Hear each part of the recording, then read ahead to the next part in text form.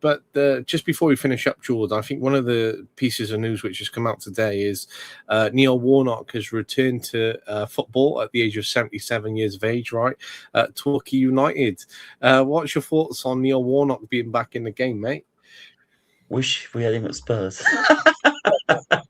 For someone that's a bit of fire with belly. I'm not saying Tudor's not got it, but yeah, no, it's. I think that's just a fairy tale in itself, isn't it?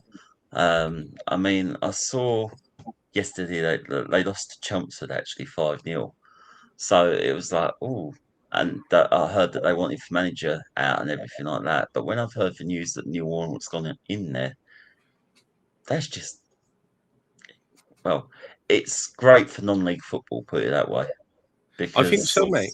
you Because that know personality. it's that personality exactly, and that's where non-league has again evolved in recent years. Is like you've got Neil Warnock that's there, you've got Mark Hughes that's at Carlisle in the National League, you've got Brownie or Phil Brown at Peterborough Sports at the moment. You know, so you've got three of the old school managers there mainly that's in non-league football for charismatic, for charisma.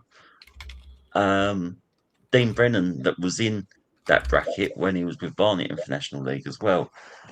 And it can only be a good thing for non-league because it's putting non-league clubs on the map, which is what they need when people can't afford going to Premiership games every weekend or whatever. That's what I truly believe with non-league football. It's becoming very as much as seeing all these good names, it's becoming very competitive. You see even some big name players dropping down to that level. I mean, remember J. Emmanuel Thomas? He was playing for Braintree for a few months this season. You know, that had quite a good name behind him and was in the Arsenal ranks and thought a lot of. And he's been turning out for Braintree. I mean, it's ridiculous, but it's good. And I think maybe there was a stigma around non-league before, if you know what I mean, in the sense of, oh, it's non-league, it's not as passionate or anything, but it's just as passionate. And I think Neil Warnock will find that and he'll thrive on that and he'll love it. Mhm. I think so, mate, and I think that'll be the good thing. And it'll be interesting because they're fourth on the table as well. When I looked, I was like, they're not actually in a bad position. So imagine the scenes if he was to get them up into like a playoff position or a promotion, spot, mate. I think that would be the very exciting thing. So, it depends how long he's in charge for, because I think there's only like 10 plus games left. There's not many, which I looked at earlier. So, ideal for him if they just keep him in charge for 10 games and to see what happens. I think, it would be a shame if they did a Martin O'Neill where they come in and go, oh, you can have like 5-6 games in charge and then we'll go for someone else. Just to point until the end of the season at this point, right? Learn from Celtic's mistakes and go, let's keep him until the end of the year and then we'll make a decision if we're going to go for a different manager, right? Because, I think that's it. Martin O'Neill, what a story that is in itself. To absolutely. go back to Celtic, and let's face it, today was a draw, and it looks like Hearts are going to go on and win the title. Really, let's face it, they're in the ascendancy. But part of me was hoping in there that, go on, Martin O'Neill, go and win that Scottish title, because that would just been an epic story for years and years that people would have remembered, And I think that would have happened. I think if they didn't replace him as quick as they did first time round with Wilfred Nancy, right? I think he was on for the cup, right, which he could have won. I think they would have gone on and pushed on in the league, and I think there would have been no scenes, and that's something which I was rooting for, because when you look at these old school managers, they can get written off very quickly. And when you look at Ian Holloway, he's got Swindon. They dropped off a little bit this year, but at different points, but they're still up there fighting. They're still pushing. You got Mark Hughes and Carlisle, which you've mentioned. They're up there pushing. They're in a really good position as well. So it'd be interesting to see what those two managers pull off, and then it'd be great to see, your Warnock and Martin O'Neill still pulling things off and trying to push these teams forward. I think it's unfortunate for O'Neill where they brought in Nancy, and what they should have done is just appointed him to the end of the year and then brought Nancy in the summer to build then that way. But he's back now. I think he's doing the job that he can do. Danny Roll, He's done an Rangers, incredible job as well, hasn't he? mate, Let's face it. incredible. incredible. I always knew the moment there was Rangers fans are always going to slag off any manager they get in. Look at Russell Martin, but Russell Martin proved the job was maybe too big for him. That's why they sacked him. But I knew, as soon as they went for Danny, I was like, you know what, he's actually going to be a really good appointment. And they're going to push on with him, and that's exactly what they've done, mate. They're in a really good position. They're building. He's got them playing some good football. He's picked up some good points, and it's all down to him to keep building upon that. But I think Rangers will be a threat as long as he's a manager there at the moment. Oh, 100%. I think this is it with Danny Rowe as well. He was touted to have done a really good job at Sheffield Wednesday. Mm. And I think that it, it's like, it's, I think with how far Rangers have come under him today, I can imagine that would have really disappointed him today to have thrown that 2-goal lead Mm. against Celtic. With his side, but it shows how far that they've come in such a short space of time. With Russell Martin going there, I admittedly thought that was a very strange choice, considering how much he was struggling with Southampton in the Premier League and sticking to his ways and principles, which each manager, as we've said before, have got their ways and their principles. But it wasn't working at Southampton, and then he got you could argue a very big job in Scotland. All right, you could have a lot of conceptions on the Scottish League, you know. I think this season actually has been an eye opener in that it's been really competitive and it's made a nice, refreshing change for Rangers, Celtic, and Hearts to be competing. But there's been even results where Celtic have been 2-0 down against Livingston, weren't they, a few weeks ago? They pulled it back, but to add that bit of extra spice, that extra bit of edge has been lacking.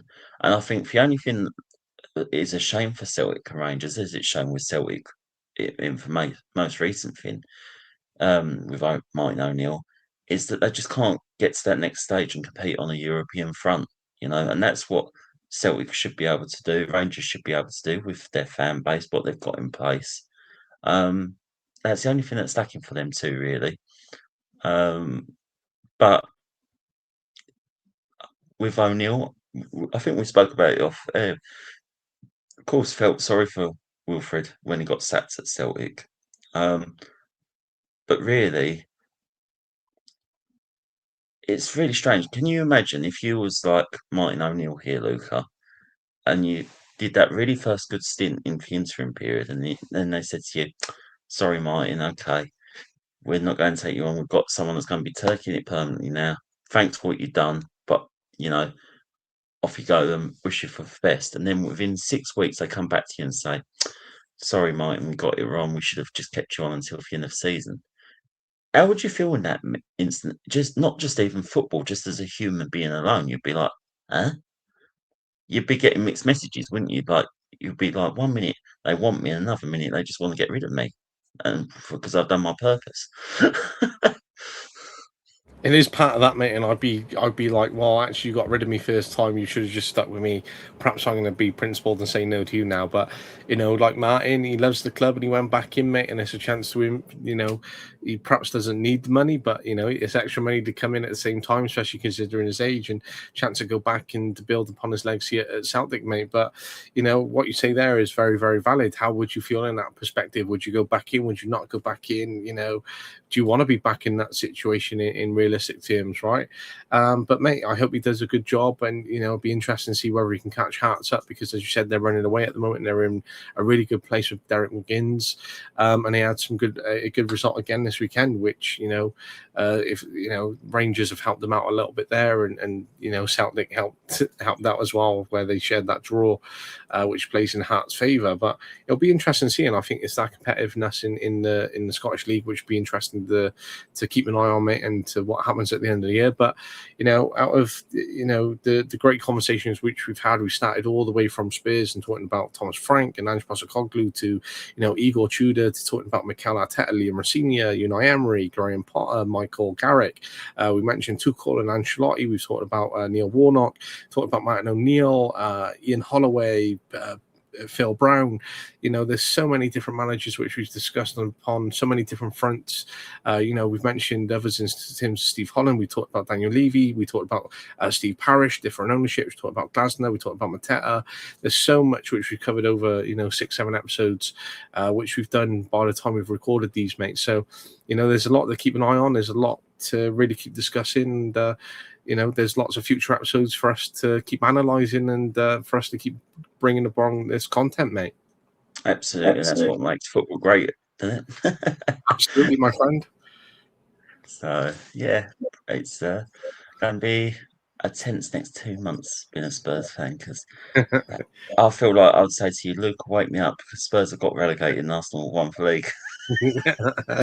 That'll be your worst nightmare, mate, in reality. Oh mate, it really would. I've gone through for worse with the sea and everything like that, but that'd be for worse.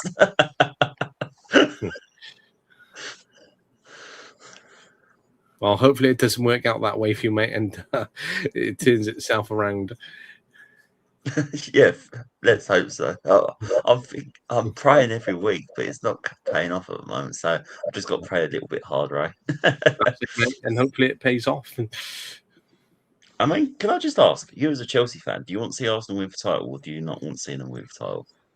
No, I don't want to see him win the title, mate. Absolutely not. I want City to win the title. Thank you. Good answer. No, that's a good way to end, mate. Absolutely, mate. Absolutely. We're on a complete agreement there. Even though we're rival fans in reality, we can share a common ground in that we don't want Arsenal to win the league.